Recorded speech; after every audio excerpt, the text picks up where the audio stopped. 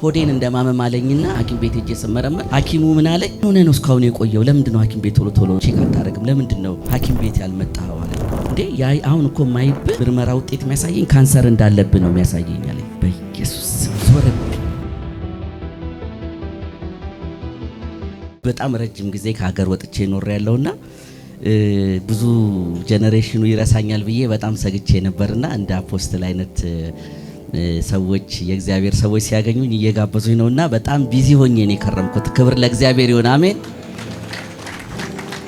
እና እኔ ኖር የነበረው ያው ወደ ካናዳ ለረጅም ጊዜ ቆይቼ ነው የመጣሁት እና ካናዳ ያው አገለግላለሁ።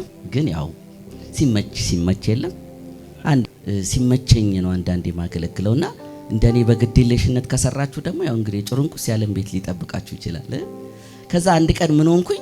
ሆዴን እንደማመም አለኝና ለፓስተር ትላንትና ስነግራቸው ነበርና ሆዴ እንደማመም ብሎኝ ሐኪም ቤት ሄጄ ስመረመር ሐኪሙ ምን አለኝ?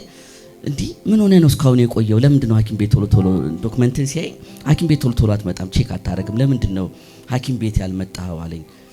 ለምን ስለው እንዴ ያይ አሁን እኮ ማይብህ ምርመራ ውጤት የሚያሳየኝ ካንሰር እንዳለብህ ነው የሚያሳየኝ አለኝ። በኢየሱስ ስም ዞረብኝ፣ ደነገጥኩ። ከዛ በጣም ጨነቀኝ። ምን እንዳረግ ከዛ በኋላ የሚያወራውን አልሰማው። ምንድነው አንድ ነገር የሰማው? ትሄድና ስፔሻሊስት አለ የካንሰር ስፔሻሊስት ጋር ካለው እዛ ትሄድና ዲቴል ምርመራ ታረጋለህ፣ ስንት ጊዜ እንደቀረ ለመሞት፣ ምትድንም ደግሞ ከሆነ ዝቅተኛው ደረጃ ከሆነ እንዴት ኪሞ የተለያየ ስቴፖች ህክምና አለ እነሱን ለማድረግ ትዘጋጃለህ ካለኝ እና በጣም እያዘንኩ ከቤቴ በቃ እያለቀስኩ ነው የሄድኩት።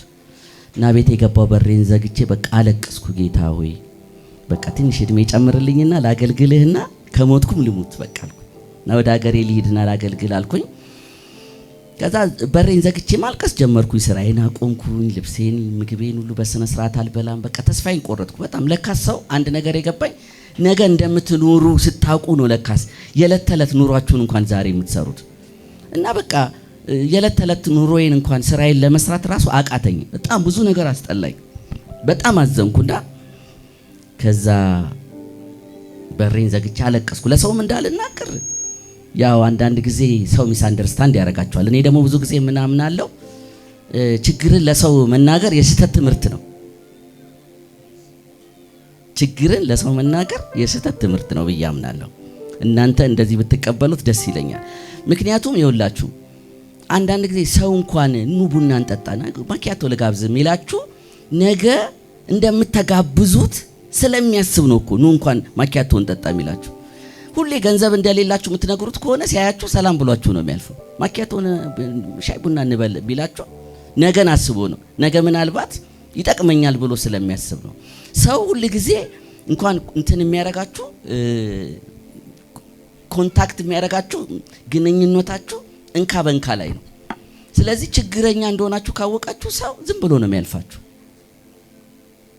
አቅም እንዳላችሁ ነገ እንደምታረጉለት ልትደርሱለትና ልትረዱት እንደምትችሉ ሲያስብ ብቻ ነው እንኳን ማኪያቶ እንጠጣ የሚላችሁ። እና ብዙ በህይወቴ ተምሬያለሁ። ድሮ ሳገለግል ብዙ ጊዜ አንዳንዴ ሲቸግረኝ እናገርና ሰዎች ሲጠፉ ካጠገቤ ያያቸዋለሁ።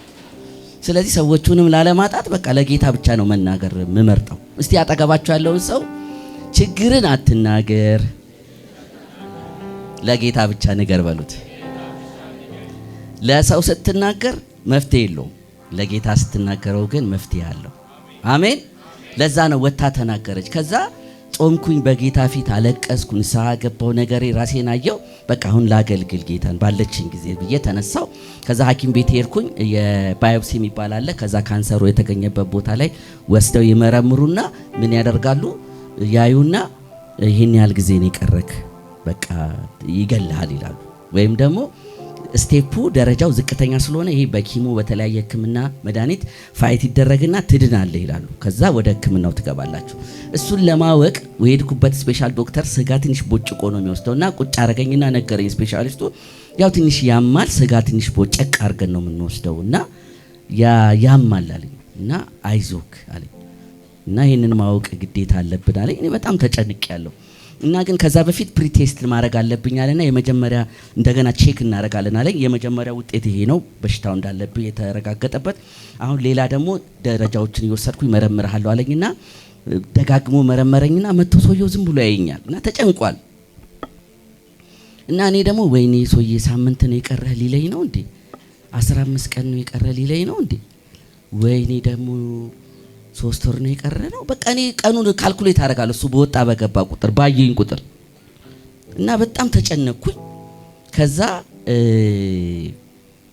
መጨረሻ ላይ በጣና ቁጭ አደረገኝና just wanna let you know something አለኝ። ዋት አልኩት እና ማሳወቀ ነገር አለኝ እዚህ ላይ ያለብህን የሚያሳየው የበሽታው እንዳለብህ የሚያሳየው እዚህ ላይ ደግሞ በሽታው የለም አንተ ላይ አለኝ።